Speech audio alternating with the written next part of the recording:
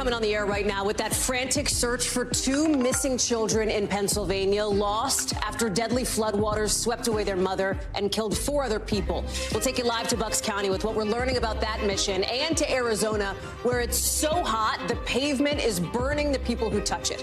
Also new tonight, details on what police are saying about a man at the center of a decades-old serial killer mystery, with prosecutors saying it's only a matter of time before he's linked to another murder. Plus, in tonight's original, new numbers showing some welcome news about the pandemic, even as a new study demonstrates long COVID is still a problem for so many. Some answers tonight on who it's hitting hardest. Then the incredible real-life castaway story in Australia. No volleyball, but a guy and his dog found after 2 months on the open water. We're live with more on how they survived. Hey there, I'm Hallie, and we start tonight with that desperate search ramping up as we speak for 2 little kids who've been missing for nearly 48 hours after catastrophic flash flooding in eastern Pennsylvania. Scenes like the ones that you're seeing right now. We've just heard from police that they're adding more people and more resources to the mission to find 2-year-old Maddie Shields and 9-month-old Conrad Shields. Their mother was one of at least 5 people killed by that flooding in Bucks County. As you see some of the rescue there, today is giving us a clearer picture of the damage left behind. Buckled roads, trees that are down. Listen to how people are talking about it. There is no way anybody would survive this. The force was pulled down the metal and pulled up highways. So that is the situation out east. Out west, it's not the water, but the heat that is so dangerous. People getting what one official calls horrendous burns just from touching or falling on the pavement. We've learned tonight one man has died just outside Phoenix after he got a flat tire on a bike ride. Police say that is heat-related. More than 85 million people across 15 states are under alerts, with records set today in El Paso and in Phoenix. Same thing overseas, where southern Europe is slammed with a triple-digit heat wave they've named Cerberus.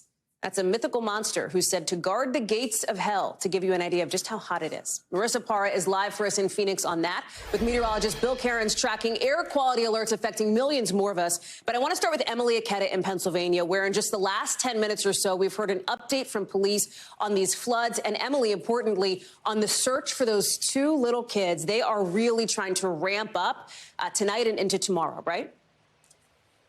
Yeah, absolutely, Hallie. Good to be with you. Some chilling details coming out of the news conference in the last couple of minutes about just the sheer intensity of those moments of the flash flooding that happened across Bucks County, and that those flooded waters rushing over areas like where I'm standing right now. This roadway, as you can see, just completely buckled. You'll see a creek down the area there. It's pretty low, but then when you look at the debris, you get a sense for just how high the water was. Debris just completely pushing against this guardrail, actually even bending the guardrail up here. And so that's what people were facing over the weekend when they were in their cars. They described it as a wall of water coming out, people trapped in their cars. Some 11 different vehicles that were trapped about 2 miles from where I'm standing. We haven't been able to access that region because of authorities, including, tragically, a family. 32-year-old Katie Seeley, we're told, sadly perished in those floodwaters over the weekend. Several members of the family in that car were able to escape and make it to safety.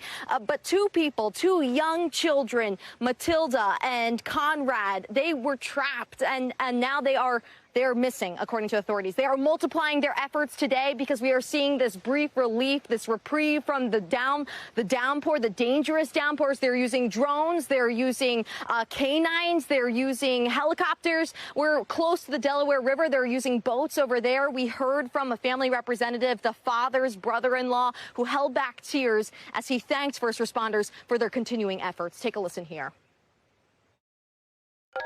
We respectfully ask for privacy and space, both for our family, for our friends, and loved ones, as we deal with this horrific tragedy. As you can imagine, we are utterly devastated by the incredible loss our family has suffered. And Bucks County did declare a disaster declaration today because of the result and the severity of the floodwaters that we saw pan out over the course of the weekend. Keep in mind, Hallie, I mentioned before, we're about a quarter-mile away from the Delaware River. So this is an area that is familiar to flooding, especially with all these small waterways. And as more people traverse the area, they're living, they're working in the area, that's increasing the amount of runoff from the watershed. Over the course of several years, between 2004 and 2006, just north of me, we saw some 740 $145 million in damages from 3 different flood events. And before that, back in 2001, here in Bucks County and Montgomery County, from a tropical storm, 7 people died from the flooding. You look at the climate connection, we are seeing an increasing number of heavy precipitation events, especially in the Northeast over the past 50 years or so. And more events are including those really rapid rainfall rates, 1, 2, 3 inches of rain an hour. And that's what leads to that really dangerous flash flooding that we saw prove deadly this past weekend, Hallie. Emily, you've given us such an up-close and personal look at some of the damage there as you're walking around on one of these streets. We're seeing some of these images here of just horrific flooding that is affecting people's lives in such a big way. Obviously, not just for the people who lost loved ones, but for people who are out now. We understand that there are community members, people who live in the area that have kind of taken it upon themselves, right, Emily, to get out there and look for these kids. Yeah, I mean, a lot of people feel so close in this community. And even though this family was from out of town, they were from South Carolina, a lot of people just trying to survey the area, trying to help, because they're looking at a really widespread region, Hallie. As I mentioned, they were searching this area, and I'm 2 miles from where the car was washed away. So it's a massive undertaking that they are using and taking on by air, water, and land.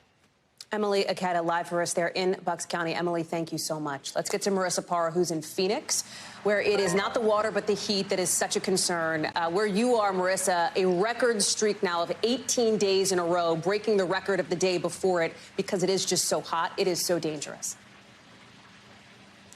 Yeah, and that's something we're seeing firsthand. In fact, my producer, Stephen Week, had mild burns on his feet just from walking. He had shoes on. That's just from walking on the black asphalt, which sometimes can get it hot as 180 degrees. I mean, we're talking about black, which absorbs the sun's heat. It's left out there for hours. We've seen just how dangerous that can get. In fact, we had a chance to go inside of a local hospital. What you're about to see is footage from inside Valleywise Health Hospital. They said they're seeing an influx in patients from heat-related injuries. What you're watching right now is them prepping an ice bath because some of them come with critically high internal body temperatures, Hallie, 107 degrees. In fact, they said one man had a body temperature of 110, and unfortunately that man did not survive. But when this is something that they can try to save, it is so important those minutes, even seconds, really count towards saving someone's life. And Hallie, we talked about the burns people can get. We know that there was a man who had third-degree burns all over his body last week just from accidentally being on the asphalt. And we understand that man might have been someone who was experiencing homelessness. So this is putting a strain on hospitals. This is also putting a strain on rescue workers. We're obviously inside of a fire department here in Phoenix. This is fire station number 61. They gave us inside access to the calls that they've been going on. We're talking about heat calls, people who've been calling from either heat exhaustion, suffering from symptoms of a heat stroke. And even if it's not a heat call specifically, heat, they tell me, is always a factor. Because regardless what the call is, this is something that everyone is experiencing, right? They're asking people, regardless of the call, have you had enough water? Do you need water? They have ice packs. In fact, even the IVs that they're providing people, they're putting on top of coolers full of ice in order to keep those IVs cool. So, Hallie, you know, the thing to remember here is all of these guys in Phoenix, they're used to the heat. They're used to hot temperatures. But this is 18 days straight of 110 degrees or higher. So I think it's also this marathon of heat that's putting a strain on everyone involved in trying to keep the residents of Phoenix safe. Marissa Parra live for us there in Phoenix. Marissa, thank you so much. So there's the heat, there's the floods we talked about, and now you have millions more people facing another round of really bad air quality today, 100 million of us, and it's still from those high ozone levels and smoke from those Canadian wildfires. Take a look at Cleveland. It's at an unhealthy level. You might not be able to tell, but that's pretty hazy for Cleveland. I want to bring in Bill Cairns, and quite a mix here, Bill. Yeah, it's like that friend, you know, that said, can they sleep on your couch for one night? And they've been there for like 3 or 4 days in a row. And you're like, yeah, time to go. That's how we feel about the smoke. It's like, all right, we've done this. We've been here. Let's get it over with. But until those fires are put out, anytime the wind blows from Canada, we're going to do this. And we're doing it all over again. And this time, by the way, all the smoke on the East Coast is not from Quebec. We can't blame them for that one. Those fires are not blowing away. This is all the way from British Columbia and Alberta. all the way up in western Canada, and it's come down through the plains, and now it's just right over the top of the Ohio Valley and all through the Northeast. And it's going to dissipate a little bit tonight. You'll probably see it tomorrow morning at the sunrise, and then by Tuesday afternoon, we're pretty much done with it. But the air quality, when you combine the ozone, which is what we used to call smog, and with the wildfire smoke, I mean, a lot of the country here is on, moderate to unhealthy. Some areas are in the unhealthy for all age groups and all people. So if you're sensitive already and you're in the 160s in Pittsburgh, that's not good. New York City's at 151, and even Roanoke's at 152. So you probably have it in D.C. too. Bill Cairns, thank you very much. I know you're going to have a busy couple of days ahead of you. Appreciate it. So listen, right before we came on the air, we heard from New York State Police saying their involvement in the investigation in the Gilgo Beach murders goes back to last year when they put all available resources into finding the suspect who's now been arrested and into looking into others who may potentially be involved. Listen to what we've just heard. We were more than willing to assign an investigator full-time and open up the full resources of the New York State Police to the task force that was being created. So you see investigators here out on Long Island. This is today looking at a storage unit that could be related to the case police have spent more than a decade trying to figure out. Remember, this is after that surprise arrest we brought you back on Friday, with police charging a married father of two in the murder of 3 of the victims of those serial killings. Rahima Ellis is joining us now. We heard in that news conference just a few minutes ago that police are being a little bit tight-lipped on details because this investigation still is so active. What else could be coming down the pike? Well, we don't know yet, and they're not sure, Hallie, because that's part of what this investigation is all about. What they did tell us was how they came about with state police getting involved, New York State Police getting involved in this investigation back in 2022. In February, when a task force was formed of a lot of different law enforcement agencies around the area. And from February to March, by March, a state police detective investigator who was assigned to the case had come up with the name of the suspects, Rex Heuermann. And this was stunning information that this person was assigned definitely and singularly to focus on this case of the Gilgo Beach murders. They have also been continuing their search into the home of Rex Heuermann. Listen to what one of the Suffolk County District Attorney said about that investigation and the search into that home just a short while ago. We've executed a number of search warrants, including the house. We are looking for everything from trace evidence to DNA to blood. The house is cluttered, and we're going to go inch by inch through that house. We're going to get everything. We're going to evaluate it, and then we'll make further comment. One of the things we did hear about what they found in that house was that they found over 200 weapons in a vault in the basement of that house. The authority says it is concerning, but they wouldn't say anything more about it than that. Hallie? Rahima Ellis, thank you very much for staying on top of that one. We are also following reports from the West Coast now out of Oregon about another group of linked killings. Police from 9 different agencies there say they can connect the deaths of 4 women to each other. All of them have been either found dead or reported missing in and around Portland over the last 6 months. They have now linked, they say, 1 person of interest to these deaths. They say there's no evidence of a broad or active danger to the community. You see the women on your screen here: Ashley Real, Kristen Smith, Charity Perry, and Bridget Webster. Police so far have not filed any charges related to these investigations, but we're going to keep an eye on this one and bring you updates as we get more. Overseas now, late today, you've got the Secretary of State blasting Russia for pulling out of a deal that lets grain get from Ukraine to countries in Africa and Asia that very much need it to fight hunger. Listen. It never should have been necessary in the first place. The only reason it became necessary is because Russia invaded Ukraine. The result of Russia's action today, weaponizing food, using it as a tool, as a weapon in its war against Ukraine, will be to make food harder to come by in places that desperately need it and have prices rise. This comes as Russia's promising to hit back after another attack damaged a key bridge that Russia uses to get supplies to its troops. This is the bridge connecting Russia to Crimea, essentially. Ukrainian broadcasts say their country's intelligence forces and Navy blew it up in a special operation. Keir Simmons is joining us now live from New York. And Keir, there are some reports now, because you and I talked about this back in October when there was the first attack on this bridge. It was a huge deal. If I remember correctly, you went out there. You got a chance to actually see some of the damage yourself. It sounds like from some of these reports, this time around it is not as serious, but it is still a perhaps morale blow to Putin and his troops? Yeah, Hallie, I've travelled across that bridge after it was repaired. You're right, it doesn't look as if the kind of damage we saw last October has been repeated. It does appear, just listening to Ukrainian media, that Ukraine was behind the attack this year. That we're looking at now, I think, is October's attack. And it appears to have been carried out, this latest attack, by a drone, but we know very little beyond that, Hallie. It is a really important bridge. That's the damage done just in the past few days. It is a very important bridge. It is a supply line for Russia to its forces in Ukraine. It's also emotionally important to President Putin. He opened it in 2014 when he annexed Crimea, and he drove across it. It is going to be a psychological blow for him to see it damaged again. He's calling it a terrorist attack and vowing revenge. On the other piece of it, Keir, the grain deal that the Kremlin announced it's going to suspend. Again, this is something else that we've talked about here on this show that's been covered widely, because this was such a big deal to make sure that these sort of lanes opened up to get food to the people who need it. We just heard late today the Secretary of State here in this country accusing Russia of weaponizing food here.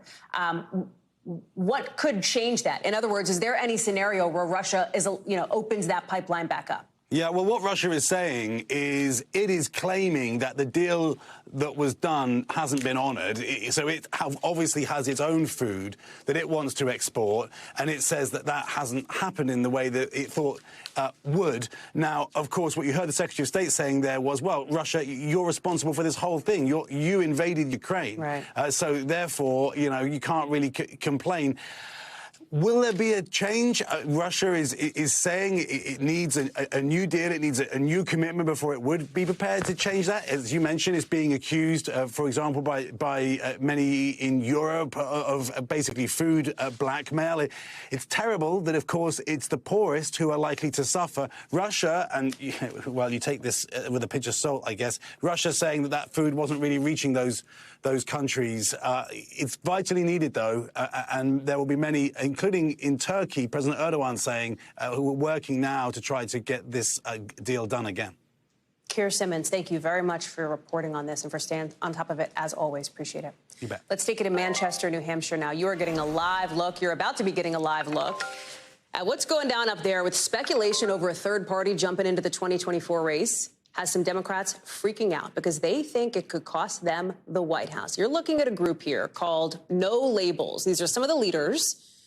And in just a couple minutes, you're going to see these two. Senator Joe Manchin, one of the headliners, to talk about this kind of bipartisan middle ground platform. He's a centrist Democrat on the left. On the right, you see John Huntsman. He's a moderate Republican, the former governor of Utah. So wait, could this be what you're looking at here, a presidential ticket? That's the question. And you've got some Democrats hoping the answer is not yes, because if it is, that kind of more centrist ticket could be more likely to take votes away from President Biden rather than whoever the Republican candidate is. And if that happens, listen, it doesn't take a lot to move the needle. Just look at how close the margins were in 2020. You had President Biden winning Wisconsin by about 20,000 votes, Georgia by 12,000, Arizona by just a little over 10,000, meaning a difference of less than a percentage point could have handed the state to Donald Trump and swung the whole race the other way. Now, listen, nobody linked to No Labels has said publicly what the plans are here, right? Is there a presidential ticket coming out of this or not? But our Vaughn Hilliard is there doing his damnedest to try to find out. Listen. Are you considering running for president on the No Labels third-party ticket? We're not considering anything about running for any office. Are you taking it off the table? We're running not for taking president? anything off the table. So how will you determine whether to run for president or not? This is not about running. I'm not in that decision. But it's an outstanding question. It'll be next year. Vaughn Hilliard is joining us now from outside that event in Manchester. Props to that press person who tried to get you to wrap it up and get out. Because listen, I hear that Senator Manchin doesn't want to talk about any kind of presidential announcement today. But you have this group that has made a lot of noise about wanting to find sort of common ground, a middle ground. You've had those conversations. I've had those conversations. It is the natural next question, right? If you're rolling out a policy platform, where's that platform going? Talk us through this and why it is seen as such a sort of almost potential spoiler in this race right here.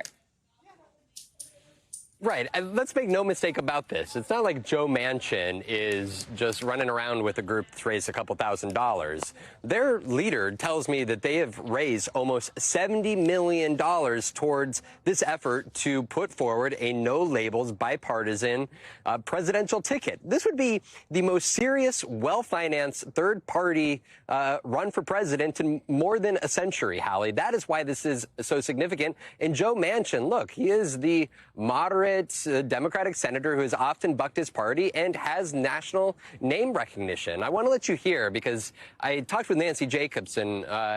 She is the leader of No Labels. She's been running this group for 13 years. I asked her about the mission of the organization and why they're looking to do this. Take a listen. What we stay true to is if the American people want a choice, and they, on both sides, it looks like they don't want the choices that they're given, so there is a path for victory, to not spoil, but to win. No Labels would offer the ballot line to a ticket to go off and run and win. Hallie, we hear that word spoil, and of course that is the concern of particularly national Democrats, but those who are opposed to a second Trump presidency. And that is concerned that if somebody like Joe Manchin were to get into this race, could they siphon off votes from Joe Biden and potentially help boost Donald Trump back into the White House? So you've talked about the sort of rival potential campaigns perspectives here, Vaughn. What about voters' perspectives? In other words, what's the appetite for this? Talk us through that. Right. Right. Well, look, NBC News polling just here in the last month has showed that 44% of American voters said that they would be open to considering a third-party presidential ticket. And if you've got three major tickets, I mean, 44% could win it for you. I want to let you hear from a couple voters that we talked to about the prospects of a potential Biden-Trump rematch here in 2024 and whether they look beyond. Take a listen. We need someone in the middle. You know, the issue is one extremist versus another extremist, and no one's ever going to agree if we just keep picking the extremes. No, I need somebody else. That is not Biden or Trump. Right. Yeah, I can look forward to that if it's a decent candidate. Yeah, absolutely. Of course, the hardest part about this, Hallie, is that Joe Manchin said he will not make the decision whether to do this ticket until next year. And we don't know who the Republican would be or the Democrat would be. And so third party is kind of fill in the blank. It is what you like to have in your mind. It would be a whole different story once there are actual names put on the ballot. That's but right. For the moment, we're talking about tens of millions of dollars towards this effort. And nobody should be sleeping on the potential candidacy of this No Labels bipartisan ticket, Hallie. You're sure not, Vaughn. Hey, I got to just ask quickly, and I know that we're like skipping through hypothetical land here, but like Senator Manchin tells you he'll make a decision maybe next year, sort of what he said to you. The caucuses, Iowa, New Hampshire, I mean, that's January. It's not like there's a lot. I mean, voters will be voting in mere months from now. How is he talking, like January 3rd? I mean, realistically, right, if you were to play it out, how long could he wait? And what would that look like if he came out after, let's say, you know, South Carolina, but before Super Tuesday?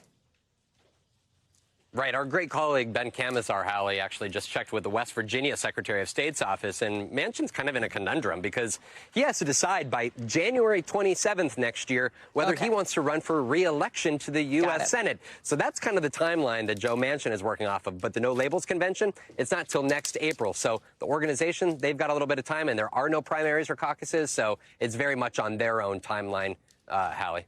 Right. That's a good point, Vaughn. They wouldn't have to worry about it, but still fascinating. Vaughn Hilliard, thank you so much. Deeply appreciate you. Great work out there. More of it, by the way. The Vaughn's conversation with Joe Manchin, the senator, the leader of that group tonight on NBC Nightly News, 6:30, wherever you get your local NBC station. So listen, more questions and answers tonight in the mystery over an Alabama woman who disappeared for 2 days and who's now at a hospital to be evaluated. Carly Russell was reported missing Thursday night, not long after she pulled over to call 911 to report seeing a toddler walking alongside a highway. Officers responding to the call found Russell's car and some of her stuff nearby, but no sign of Russell or the child she reported seeing. But on Saturday night, Carly Russell came home. She just showed up alone and knocked on her parents' door just before 11. Police say they're not sure how Russell got there. Priscilla Thompson is joining us now. Still a mystery as to what happened and what little we know about this. Tell us more about the timeline. Yeah, Hallie, still a lot of questions, but we'll start at the beginning. Thursday night, Carly Russell leaves work. She goes to pick up food, all of this around 8:20 p.m. local time, and then she's driving home on the interstate. And that is when, at around 9:34, she calls 911 and says that she sees a toddler on the side of the road. And we have surveillance video of her car, or what appears to be her car, with the flashers on. We know that police are analyzing this video, and the car stops at some point, and within minutes, police are getting there to check on the toddler. At the same time, Carly Russell was on the phone with a family member who described hearing her ask someone, "Are you okay?" And then the family member heard a scream, they heard shuffling, and that was it. They heard traffic noise only after that. When police got there, they found her vehicle still on, her purse and other personal items strewn in the roadway, but no sign of Carly Russell or a child. And police say that they never got a report of a missing child. And for more than 48 hours, volunteers were out searching for any sign of her. And then Saturday night, police say that she showed up on her family's front doorstep, and the medics were dispatched. They took her to the hospital. She was released on Sunday morning. But we spoke to one woman, Angela Harris. She led the search efforts here for Carly Russell, and she spoke with Carly's mother just a few moments after she arrived home. And I want to play a little bit of how she described that conversation and just her reaction to the news that Russell was safe.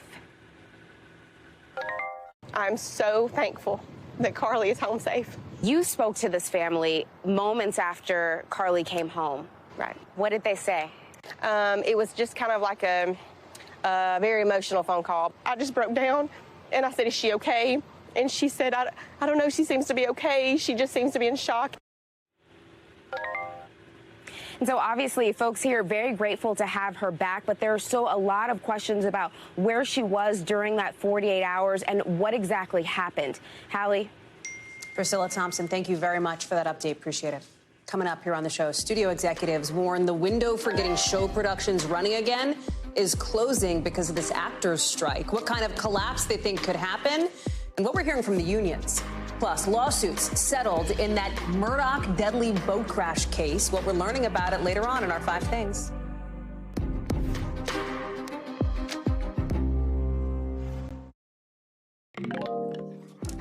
The actors' strike tonight is heading into its first full week with some real doom and gloom predictions from the studio side if they don't all figure something out soon.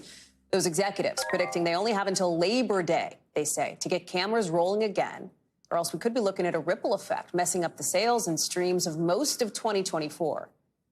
And that's the studio perspective. That's their warning. These picketers saying, hey, studios, it's in your control to prevent that. Listen. If it drags on, it's going to be bad. And I think the AMPTP has to wake up and realize that all of the collateral damage that they are causing needs to stop. We are in working class people. We stand with everybody who's a working class person who's simply trying to pay their rent. CNBC's Julia Boorstin is out there in front of the picket line covering this for us live from Los Angeles. Tell us more about what you're hearing on this and where this goes. Well, Hallie, the picketers were out here until just about 20 minutes ago. They just wrapped up for the day, but they are saying that they are in this for the long haul. They understand the deal they negotiate now will have ripple effects, not just for years, but also for decades to come in terms of the way they are compensated. Sources from the studio side telling me they think this strike will last months, not weeks. And media executive, longtime media veteran Barry Diller, chairman of IAC, he said that he sees really catastrophic effects if this strike drags on much longer. Take a listen to what he said on Sunday. So this actually will have devastating effects if it is not settled soon. And the problem with settlement in this case is there's no trust between the parties. But these conditions will potentially produce an absolute collapse of an entire industry.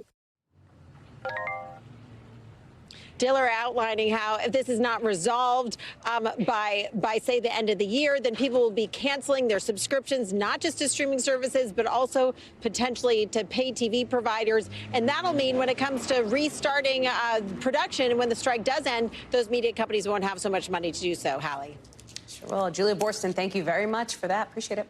Let's get you over to the 5 things our team thinks you should know about tonight. Number 1, wrongful death lawsuits over a deadly boat crash involving convicted murderer Alec Murdaugh's son. So Alec Murdaugh, this is his son, have now been settled, according to lawyers familiar with the negotiations. Our affiliate in Savannah reports the settlement was $15 million, most of it going to the family of Mallory Beach. Officials say this boat incident led to the 19-year-old's death. Police believe Murdaugh's son, Paul, was the one driving the boat that night. Number 2, the FDA today approving a new drug that could help stop RSV in infants and toddlers. It's the first injection for RSV approved for all babies, regardless of whether they're healthy or have a medical condition. A CDC panel will meet next month to make recommendations on how the drug should be given. Number 3, organizers for the Paris Olympics next year doing a test run at the opening ceremony today. Look at this, boats sailing down the almost 4-mile route. The opening ceremony is expected to bring in some 600,000 people, the first in Summer Olympics history to be held outside a stadium for the opening. Number 4, Taylor Swift, now becoming the first woman ever to have 4 albums on Billboard's top 10 at the same time. 4 in the top 10 at the same time. That's after Speak Now, Taylor's version, that's her latest album, debuted at number 1 last week. That's not the only record she's setting. She's also now becoming the female artist with the most number 1 albums in history. Number 5, no big winner yet for the big Powerball prize, with a jackpot up to $900 million. That's a lot of money. The 3rd biggest, according to Powerball, in U.S. lottery history. 3rd biggest lotto.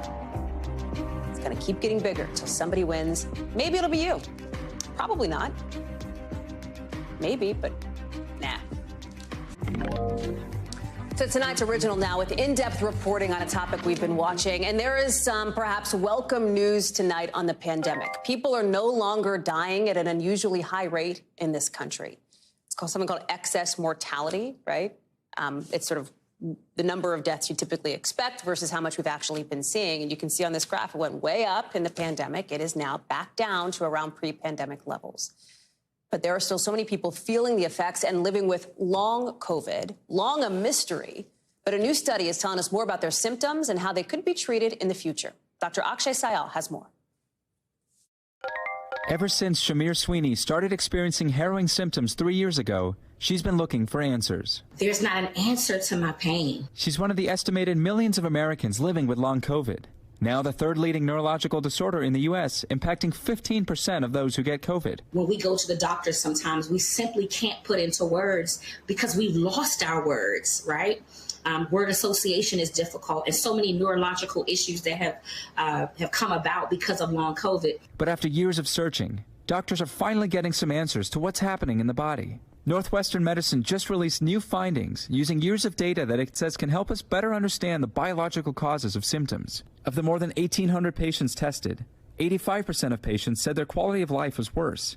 About half had cognitive impairment, 45% had altered lung function, and 83% had abnormal CT scans of their chest. And the data show middle-aged women were most likely to display symptoms and seek treatment. There is I think, misconception that a lot of these individuals, a lot of the symptoms may be overblown or quote unquote in their head. This study, I think, helps dispel that. If you run the right tests and you hear the stories, you see the patterns, and it's everything but in their head. Dr. Mark Sala, co-director of Northwestern Medicine's Comprehensive COVID-19 Center, says the findings show long COVID isn't just one thing and can't be treated with a one-size-fits-all approach. Someone who is in the ICU is going to have a very different constellation of findings on their imaging and their symptoms than someone who is treated at home, who never had to enter the hospital. And so what it really emphasizes is the need for multiple specialists to have eyes on these patients. It comes as researchers are also discovering another potential breakthrough, a gene linked to long COVID. This could pave the way to answering a big question. Why do some people get long COVID while others are spared? And then hopefully, potential preventative measures for those at risk, and maybe even treatments for people impacted. Patients like Sweeney, grateful for answers, but wanting more. While so many great things have happened to me, and I'm extremely grateful for all of those things, getting married, moving to a new city, having my own home now, there are times when I still sit and cry, because while so many great things are happening, I'm in still a lot of pain. Dr. Sayal is joining us now. So, Dr. Sayal, one of the big questions for a long time has been what happens to these long COVID patients? Why does this exist? There's a lot of new information now in this study, but still lots of questions, right? What else is in the works to help get people some answers? Yeah, Hallie, I think the big sort of million-dollar question here is why is somebody like Ms. Smith in the piece you just saw, why does she get symptoms of long COVID? And why does somebody like myself, Hallie, who's had the virus twice, why am I not getting long COVID symptoms? And that's kind of the big question we're hoping to answer. But Hallie, there is some potentially exciting news. There is a big study the government is running where they're testing a drug a lot of us have heard of, Paxlovid, to see if it can kind of help prevent those symptoms in long COVID patients. Because Hallie, one of the sort of ideas here is that there's tiny bits of virus left over in the body that's causing that inflammation. If we can get rid of that virus, we can hopefully get these patients feeling better. So a lot of us are looking forward to the results of that big study. Dr. Sayal, thank you so much. Coming up here on the show, a lot more to get to, including evacuations today after a train derailed near Philly, why hazmat crews say a leak is nothing to worry about. Plus, the American women released months after being kidnapped in Mexico, what investigators are looking for next.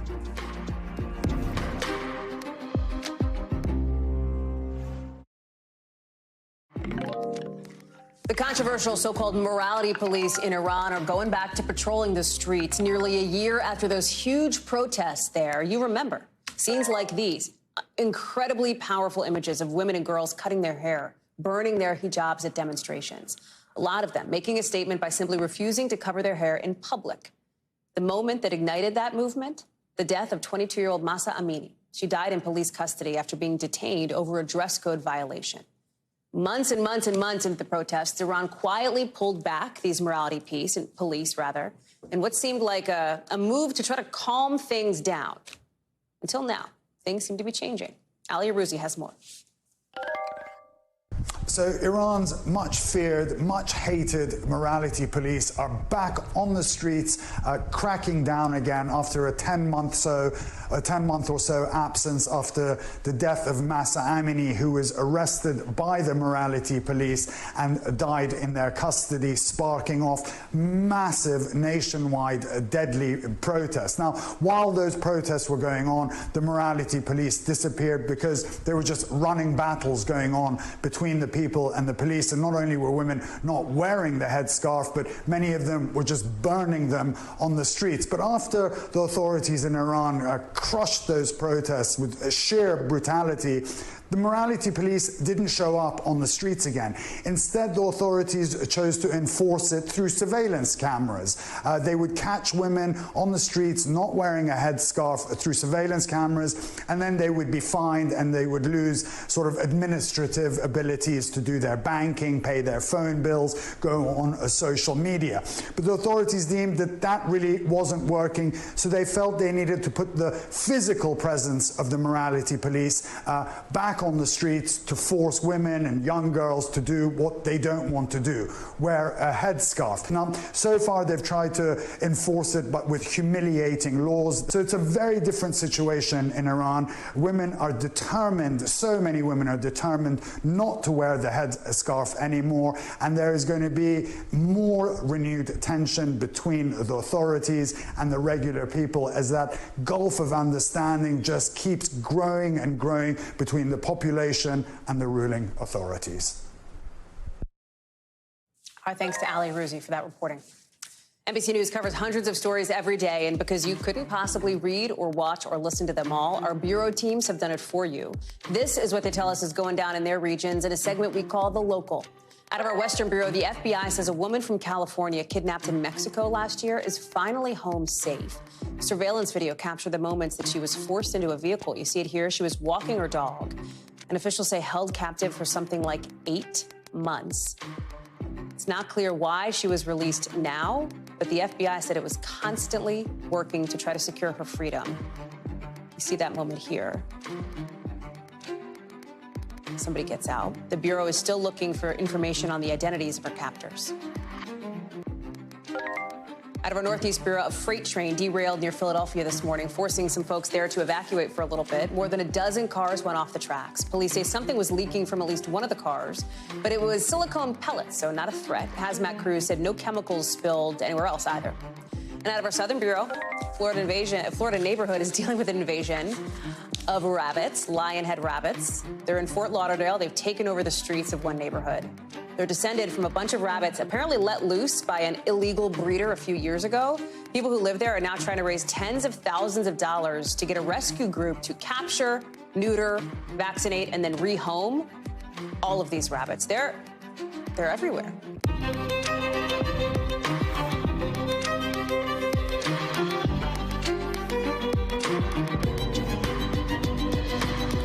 We are coming on the air with a frantic search right now for two missing children lost after deadly floodwaters swept away their mother and killed 4 other people. We're going to take you live to Pennsylvania with what we're learning about that operation. And we'll take you live to Arizona, where it's so hot the pavement's burning people who touch it.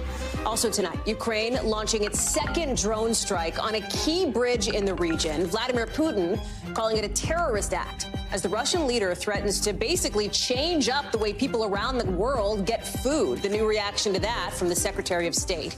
Plus, we'll take you live to New Hampshire, where in just the last hour, we're hearing from a centrist Democratic senator who may be plotting a third-party run that has Democrats freaking out. We'll explain. Plus, a mystery in Alabama, why police are stumped at how a woman went missing after trying to help a toddler, she says, on the side of the highway, and then just showed up at home 2 days later.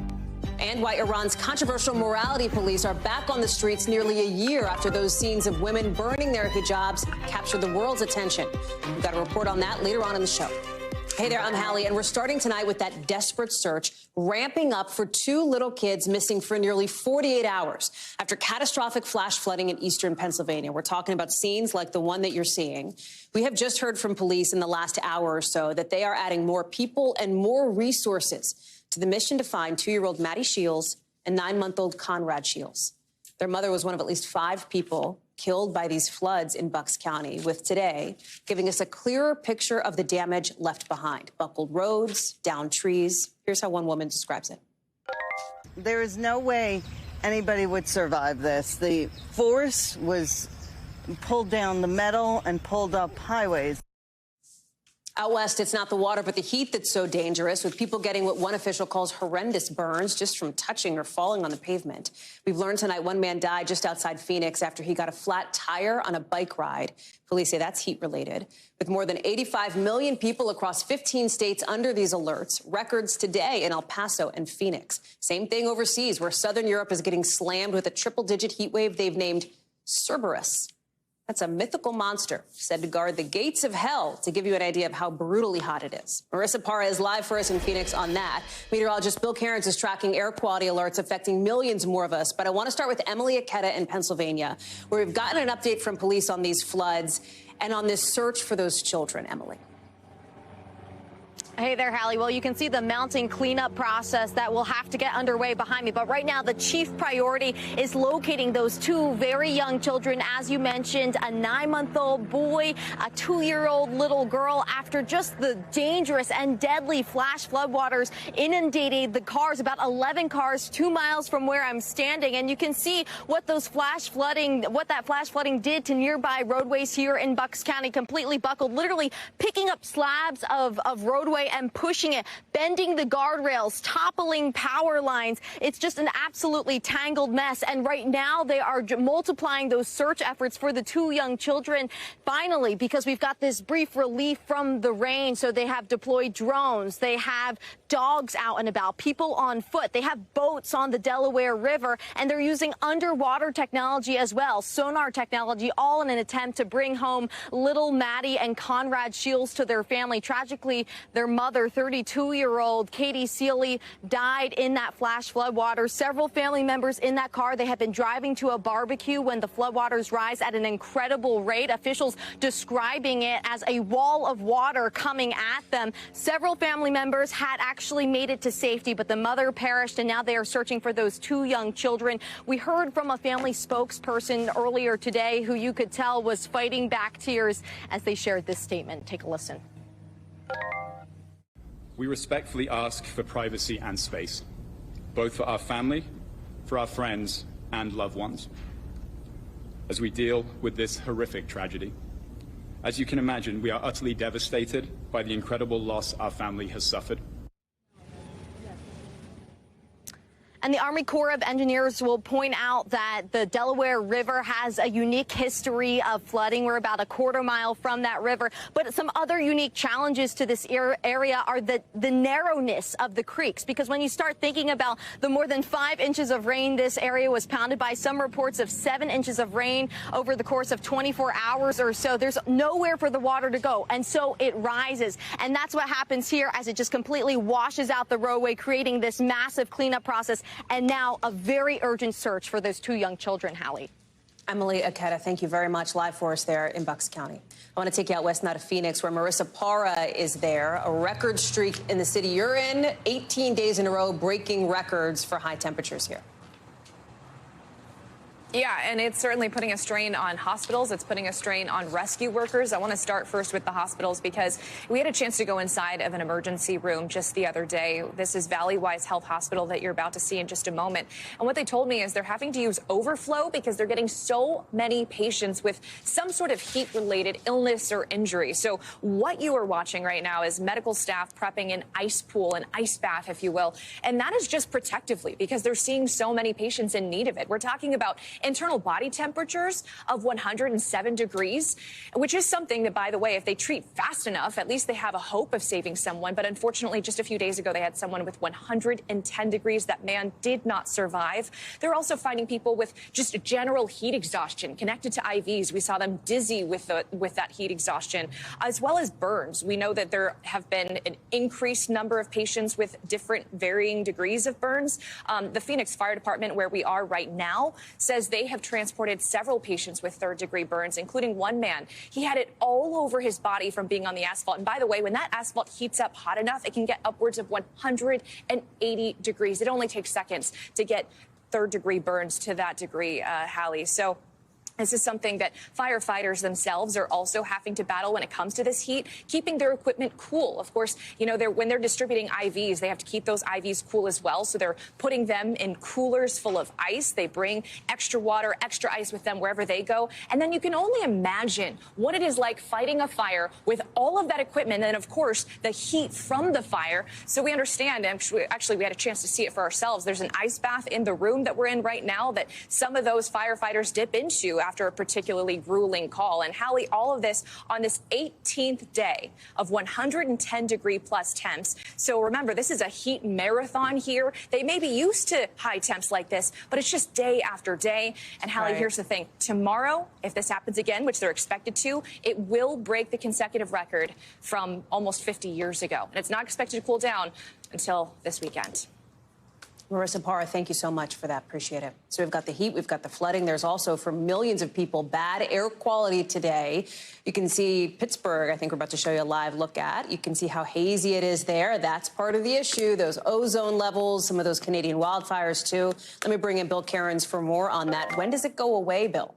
We're going to see the air quality improving tomorrow. It's at its worst right now. And this isn't the smoke from Quebec like the previous versions. This is all from British Columbia and Alberta and Western Canada that's blown all the way across portions of Canada through the northern plains and now is over the top of the Ohio Valley in the northeast. But 120 million people, that's like almost roughly 1 out of 4, 1 out of 3 Americans. And you can see the smoke on this. This is the white part where the smoke is. So by Tuesday evening, a lot of this is exiting. You'll probably notice it definitely in the morning with the sunrise on the East Coast. But the sunset, it should start to clear out. But right now, it's not a good evening to be outside exercising or doing anything strenuous. Anywhere with the orange is where it's unhealthy for sensitive groups, and especially the cities are not doing well. Pittsburgh's at 160, New York's at 151. Once you get above about 100, that's when they kind of tell you take it easy when you're outdoors. When you get above 150, that's when you know, they may even start canceling some practices and stuff like that for the kids. Roanoke, the same here in Detroit. Notice it is getting better in Chicago, and that'll be the trend tomorrow. And as far as the temperatures go,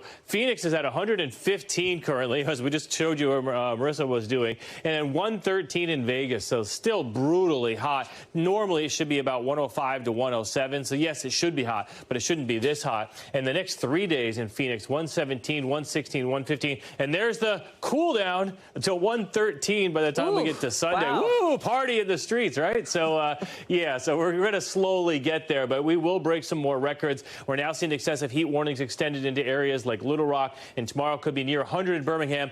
And Hallie, as you know, 100 in the southeast with humidity probably is going to feel like about 110. It's going to feel pretty disgusting. Bill Cairns, thank you so much. I know you've been busy. Appreciate it. Late today, you have the Secretary of State blasting Russia for pulling out of a deal that lets grain get from Ukraine to countries in Africa and Asia that need it to fight hunger. Listen. Never should have been necessary in the first place. The only reason it became necessary is because Russia invaded Ukraine. The result of Russia's action today, weaponizing food, using it as a tool, as a weapon in its war against Ukraine, will be to make food harder to come by in places that desperately need it and have prices rise. It comes as Russia's promising to hit back after another attack damaged a key bridge that Russia uses to get supplies to its troops. Ukrainian broadcasts say that their country's intelligence forces and Navy blew it up in a special operation. Keir Simmons is joining us now. Keir, you've been to this bridge after it was fixed the first time that it got damaged back in October, and there's some reports that suggest maybe this time around it's not as severe. It is still, it seems, a blow, if nothing else, to the pride of Vladimir Putin that Ukraine was able to do this. Yeah, some of this is the optics for President Putin of seeing the bridge that he is so proud of, as you mentioned, that he has been proud of for a decade, seeing that hit in this way, albeit not as severely as back in October last year. And we are hearing reports from Russia tonight, Hallie, that in fact the bridge has been partially reopened. The Russians, as you can imagine, would be keen to do that. Now, it is also a supply line for Russian forces in Ukraine. How much so is just debatable. The Russians say not so much. The Ukrainians say absolutely. It is crucial. And also for Russians who live in Crimea or who even holiday in Crimea, clearly there is, again, that psychological impact. So there's a reason why this has been done. We think by the Ukrainians, certainly it's being reported by Ukrainian media that it was the Ukrainians using a drone, but it doesn't look as if the damage done, and you can see for yourself, that the damage done is kind of a knockout blow for this bridge, if you like. There's also another piece of this, which is the grain deal and the issues around Russia and Ukraine and getting food to where it's needed. You heard the Secretary of State describe it as weaponizing food on the part of the Kremlin at this point. Yeah, and it's been criticized, too, by European leaders, by the UN Secretary General. I mean, this is that grain deal through the Black Sea that has been aimed at providing food for some of the poorest countries in the world. Now, around about now, like just about this time right now, because, of course, Europe is ahead of us, it's done. It's over unless there is a new deal. Russia saying that it needs to be able to send its food too, if this is going to be agreed upon again. But as you mentioned, it's being accused of food blackmail. It is a very, very difficult situation. Turkey is saying that it's going to try and help to resolve it. It's very difficult because of the impact it has on the wider world. Keir Simmons, thank you very much. It's good to have you on this story, as always. Appreciate it. So listen, right as we were coming on the air for this hour, in the last maybe 15, 20 minutes or so, we've got some new reporting here at NBC News from senior law enforcement officials on that Gilgo Beach murders case, right? This suspected serial killer arrested in a real shocker back on Friday. Apparently, one of the things that was found at a search, according to sources, was the suspect's Chevy Avalanche. It is now heading to further investigation in a different location. Police are still out looking for new evidence today. You can see investigators there. They are on Long Island. They're looking at a storage unit that could be related to the case police spent over a decade trying to figure out. It's not just local officials. New York State Police, and just a little while ago, they were asked to join the investigation back in 2022. And since then, they've put all their resources into trying to get some closure. Listen. We were more than willing to assign an investigator full-time and open up the full resources of the New York State Police to the task force that was being created. Remember, it was just this past Friday, some 13 years after victims' remains were found, the police charged this married father of 2 with the murder of 3 of the 11 victims of those serial killings. Rahima Ellis is joining us now. Can you talk us through, Rahima? I know that our colleague Tom Winter is one of the people who is also leading the charge on reporting here about how this truck is part of what led to the break in the case. Talk to us about this. Yeah, according to authorities, back in 2022, when they came up and they decided that they would put a task force together to really focus in on the evidence of this case that had been cold for nearly a decade. Once they got this task force together, they then started to really find evidence that brought them to that arrest on Thursday. One of the pieces of evidence came from a witness, according to authorities, who talked to them about seeing this Chevy Avalanche in connection with citing the last victim that they say this suspect is responsible for murdering. Well, this Chevy Avalanche, they said, is critical. Now, the suspect did not keep it at his home in Long Island, but authorities say they found it at a relative's house, a property in South Carolina belonging to a family member of the suspect. And they are having every intention of bringing that vehicle back here to New York. Officials say that he also did not, he didn't keep the truck at the home. They don't know why he kept it at all, but now it may be critical in terms of bringing a case to closure with this particular suspect. And they say it's one of 2 addresses that Huerman had out of town, the South Carolina address and also an address in Las Vegas. Investigators have been relentless now in terms of searching the property at his home, as well as property in terms of 2 storage units out on Long Island. Listen to what authorities said earlier about searching of his home, and this investigation is still ongoing. Take a listen.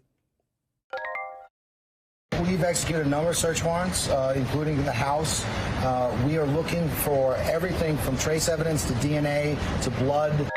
The house is cluttered, and we're going to go inch by inch through that house. We're going to get everything. We're going to evaluate it, and then we'll make further comment.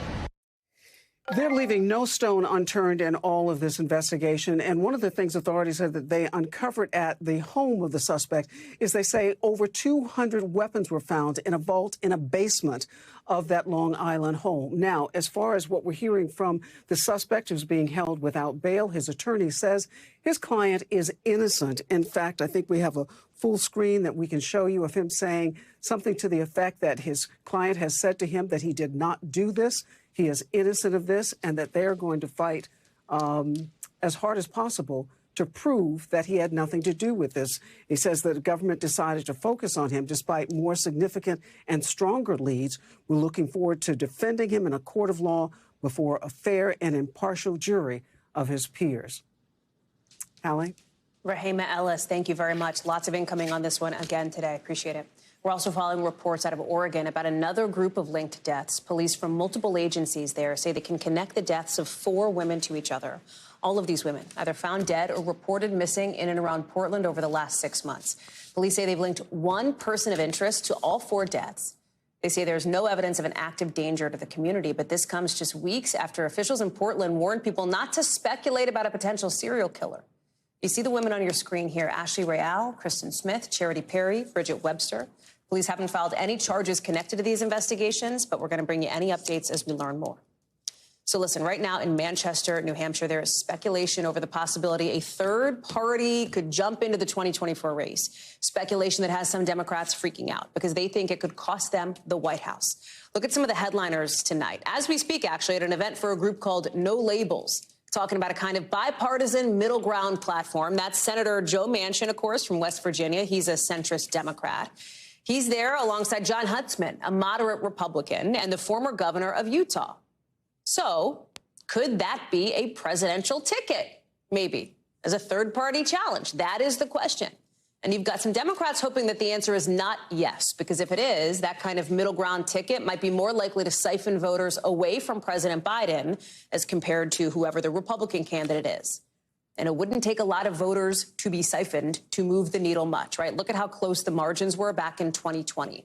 About 20,000 votes separated President Biden, who won, from Donald Trump in Wisconsin, who lost. In Georgia, it was about 12,000. In Arizona, about 10,000. That means a difference of less than a percentage point. would have flipped the race the other way. That's why this talk of a third party is significant in the eyes of political observers.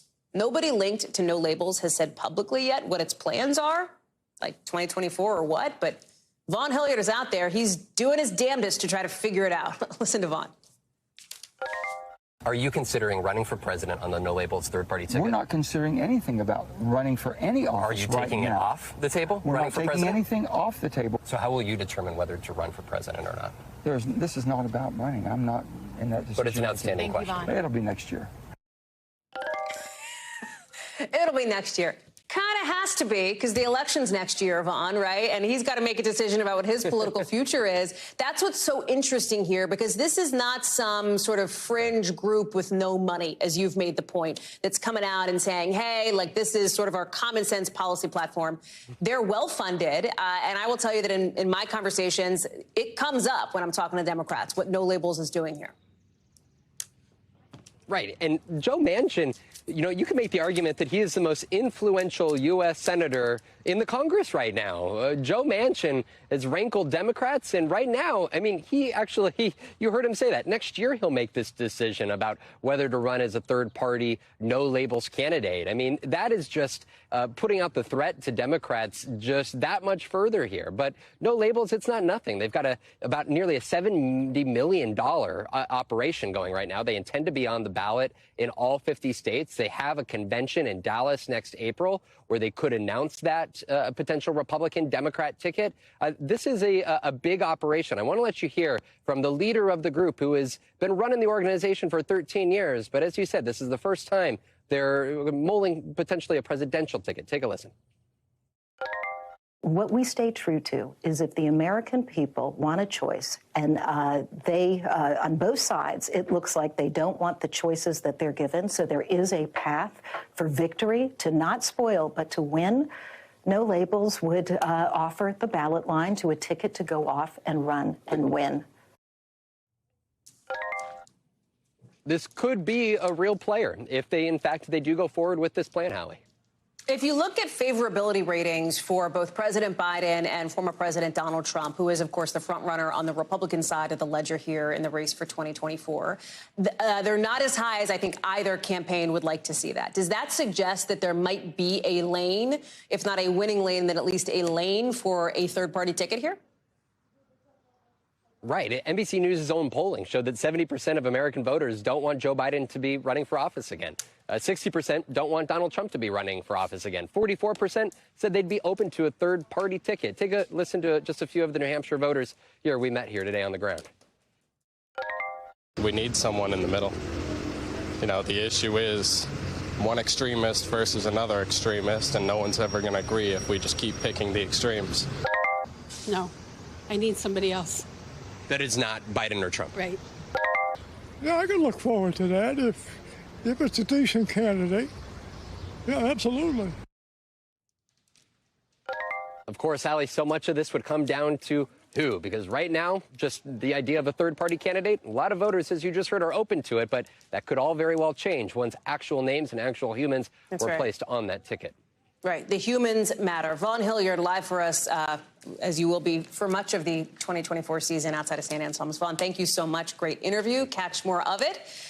Vaughn's conversation with Joe Manchin and others in that No Labels group coming up tonight on Nightly News with Lester Holt. That's 6:30, wherever you watch your local NBC station after this show, of course. So listen, we've got to get to some breaking news because the FAA, we've just learned, is trying to figure out how an emergency slide apparently came off a United flight and landed in a neighborhood just outside Chicago. Fortunately, nobody got hurt, but boy, this is another headline for United. You cannot imagine this is what they want to see. Shaq Brewster is joining us now. Shaq, what do we know? Hi there, Hallie. Well, we're getting a few different statements coming into the newsroom right now. I want you to start with the statement from the FAA because they're painting a picture of exactly what kind of happened or what they know about what happened at this point. They say maintenance workers at Chicago O'Hare International Airport discovered an emergency evacuation slide was missing from a United Airlines Boeing 767 that had just landed safely after a flight from Switzerland. The Chicago Police Department says that they received a call about this part from the airplane in the neighborhood. I believe we have some video, some aerials of that neighborhood, and you see it's a very standard residential looking area. It's not a place where you should see an evacuation slide in the middle of the street there. And we just got a statement also from United Airlines.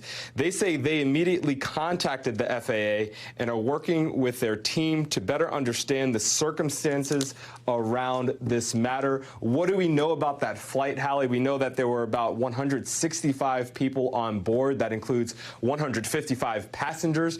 We know that it was coming from Switzerland. Again, let's underscore the point that it did land safely, but this should add, as you mentioned, another headache for United Airlines, which back during the 4th of July holiday dealt with many, many delays, cancellations, a CEO apologizing. This is another thing that we're going to have to get some answers from the airline, Hallie.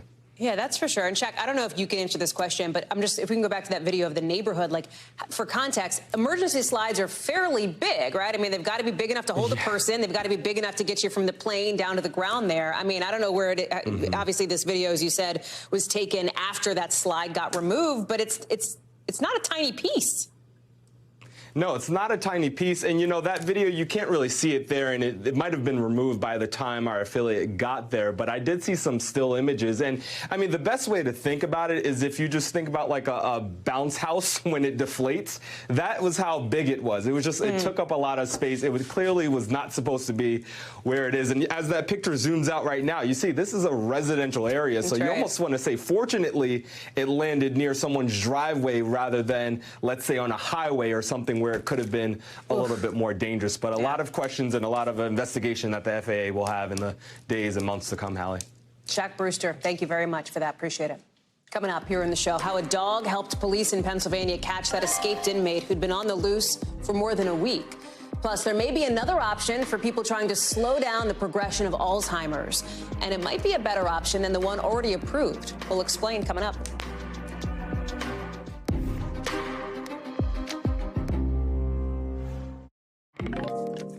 More questions and answers tonight, and the mystery over an Alabama woman who disappeared for 2 days and who's now at a hospital to be evaluated.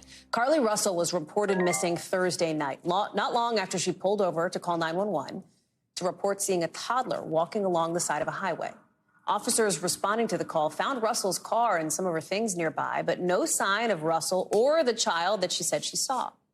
But on Saturday night, police say Carly Russell came home, showed up, and just knocked on her parents' door right before 11. They say they're not sure how Russell got there. Priscilla Thompson is joining us now. Still a mystery as to what happened and what little we know about this. Tell us more about the timeline. Yeah, Hallie, still a lot of questions, but we'll start at the beginning. Thursday night, Carly Russell leaves work. She goes to pick up food, all of this around 8:20 p.m. local time, and then she's driving home on the interstate. And that is when, at around 9:34, she calls 911 and says that she sees a toddler on the side of the road. And we have surveillance video of her car, or what appears to be her car, with the flashers on. We know that police are analyzing this video, and the car stops at some point, and within minutes, police are getting there to check on the toddler. At the same time, Carly Russell was on the phone with a family member who described hearing her ask someone, "Are you okay?" And then the family member heard a scream, they heard shuffling, and that was it. They heard traffic noise only after that. When police got there, they found her vehicle still on, her purse and other personal items strewn in the roadway, but no sign of Carly Russell or a child. And police say that they never got a report of a missing child. And for more than 48 hours, volunteers were out searching for any sign of her. And then Saturday night, police say that she showed up on her family's front doorstep, and the medics were dispatched. They took her to the hospital. She was released on Sunday morning. But we spoke to one woman, Angela Harris. She led the search efforts here for Carly Russell, and she spoke with Carly's mother just a few moments after she arrived home. And I want to play a little bit of how she described that conversation and just her reaction to the news that Russell was safe.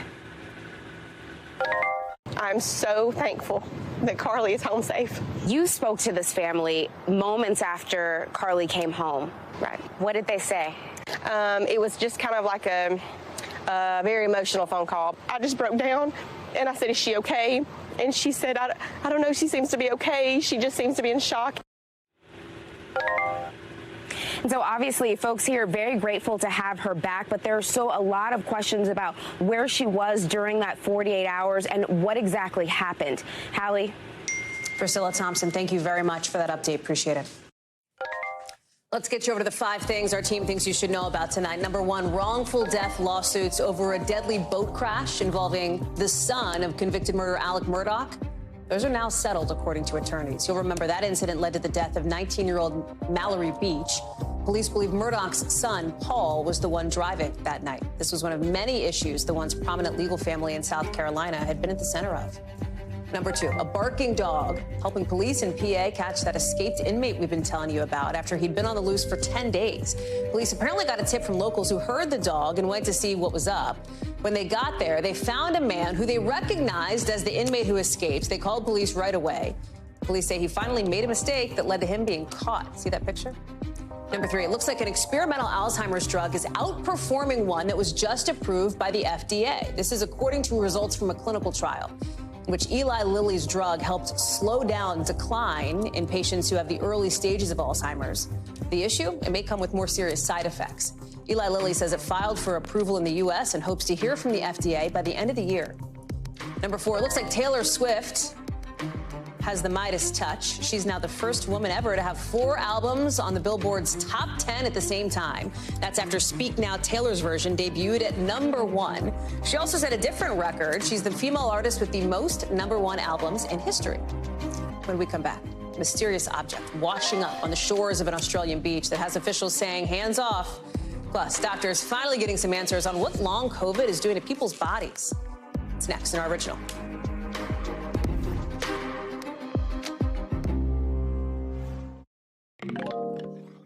So tonight's original now with in-depth reporting on a topic we've been watching. And tonight, some welcome news, perhaps, on the pandemic.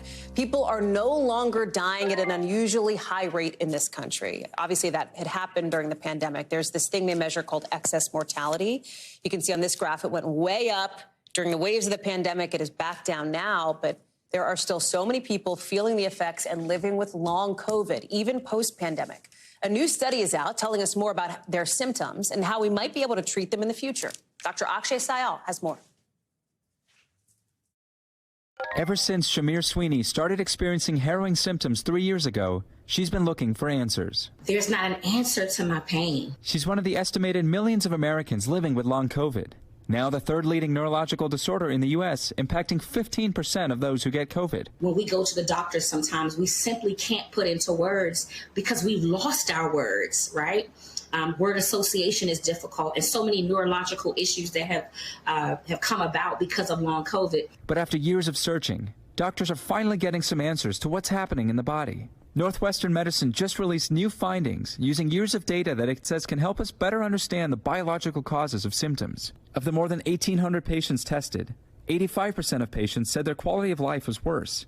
About half had cognitive impairment, 45% had altered lung function, and 83% had abnormal CT scans of their chest. And the data show middle-aged women were most likely to display symptoms and seek treatment. There is I think, misconception that a lot of these individuals, a lot of the symptoms may be overblown or quote unquote in their head. This study, I think, helps dispel that. If you run the right tests and you hear the stories, you see the patterns, and it's everything but in their head. Dr. Mark Sala, co-director of Northwestern Medicine's Comprehensive COVID-19 Center, says the findings show long COVID isn't just one thing and can't be treated with a one-size-fits-all approach. Someone who is in the ICU is going to have a very different constellation of findings on their imaging and their symptoms than someone who is treated at home, who never had to enter the hospital. And so what it really emphasizes is the need for multiple specialists to have eyes on these patients. It comes as researchers are also discovering another potential breakthrough, a gene linked to long COVID. This could pave the way to answering a big question. Why do some people get long COVID while others are spared? And then hopefully,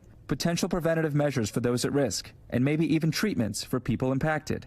Patients like Sweeney, grateful for answers, but wanting more. While so many great things have happened to me, and I'm extremely grateful for all of those things, getting married, moving to a new city, having my own home now, there are times when I still sit and cry because while so many great things are happening, I'm in still a lot of pain.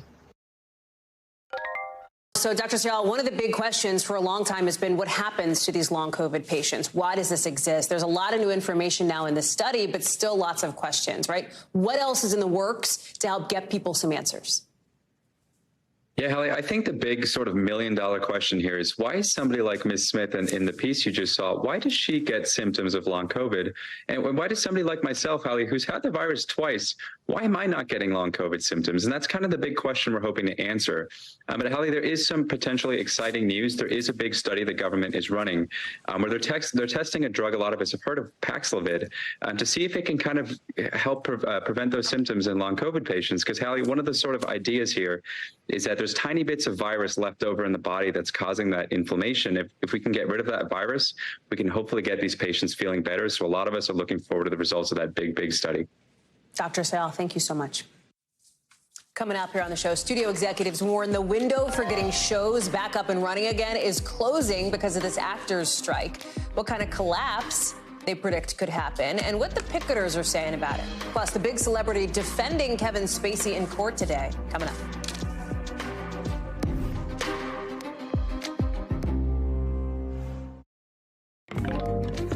Tonight, the actors' strike is heading into its first full week with some real doom and gloom predictions from the studio side if they don't all figure something out soon. Although the actors say it's on the studios to avoid the pain that's coming. If it drags on, it's going to be bad. And I think the AMPTP has to wake up and realize that all of the collateral damage that they are causing needs to stop. We are in working class people. We stand with everybody who's a working class person who's simply trying to pay their rent. Studio executives predict they only have until Labor Day to get cameras back up and rolling again, or else we could be looking at a ripple effect messing up sales and streams for most of 2024. CNBC's Julia Borston is covering this for us from Los Angeles. Tell us more about what you're hearing on this and where this goes. Well, Hallie, the picketers were out here until just about 20 minutes ago. They just wrapped up for the day, but they are saying that they are in this for the long haul. They understand the deal they negotiate now will have ripple effects, not just for years, but also for decades to come in terms of the way they are compensated. Sources from the studio side telling me they think this strike will last months, not weeks.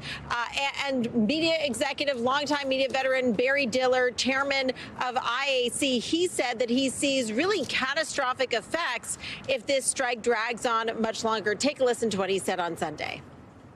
So this actually will have devastating effects if it is not settled soon. And the problem with settlement in this case is there's no trust between the parties. But these conditions will potentially produce an absolute collapse of an entire industry. Diller outlining how if this is not resolved by say the end of the year, then people will be canceling their subscriptions, not just to streaming services, but also potentially to pay TV providers. And that'll mean when it comes to restarting production and when the strike does end, those media companies won't have so much money to do so. Hallie. Sure. Well, Julia Borston, thank you very much for that. Appreciate it. We want to go back real quick to that breaking news we brought you in the last couple of minutes here. You know, that emergency slide that apparently fell out of a United flight over Chicago. Our Chicago station just got some of these pictures. We were talking about, like, hey, how big is it? What's the context? You see it there. If you look at the photo where it's next to those police cars, you can see it's got like the footprint of a car. It's already deflated, but that's substantially sized. It looks kind of like a bundled up tarp or something. Again, as our reporter Shaq Brewster in Chicago pointed out, imagine if that hadn't fallen on that residential street and instead came down on a highway or something. I mean, again, fortunately, nobody was hurt. The FAA is looking into it, working on more details on how this slide actually came off the plane in the first place. More as we know it. NBC News covers hundreds of international stories every day, and because you couldn't possibly read or watch or listen to them all, our foreign desk has done it for you. Here's some of what they're watching in a segment we call The Global. In South Korea, at least 40 people have been killed after days of rain triggered terrible mudslides. Look at that, flash flooding too. About a dozen people were killed when their cars were swamped by a flood in an underpass. Thousands more people have been evacuated since the rain started there back on July 9th. Over in the UK, Elton John testified today in defense of Kevin Spacey, who's on trial for allegedly sexually assaulting 4 men. Elton John and his husband testified the actor did not attend a gala at their home where one of the accusers says he was fondled. Spacey denies the accusations of forcible touching and says all the interactions were consensual. And in Australia, something big and mysterious has washed ashore on a beach near the town of Greenhead. Locals are baffled. Officials say it's not hazardous, but they still don't want people to touch it. The space agency there thinks it could be part of some kind of space launch vehicle for another country. I didn't say aliens. If you heard aliens, that's not from me. It's just a weird, mysterious, huge space-looking object. I'm just telling you what police are saying. That's all. Thanks for watching our YouTube channel. Follow today's top stories and breaking news by downloading the NBC News app.